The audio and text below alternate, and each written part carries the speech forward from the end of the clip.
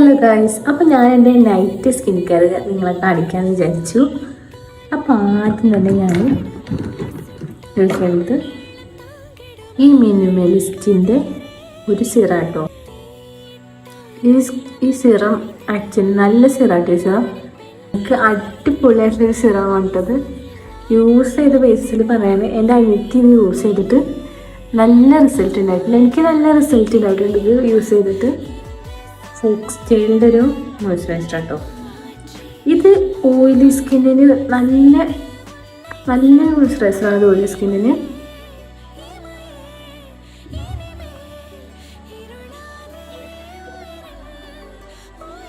Lip balm ഇതെനിക്കിഷ്ടമാണ്.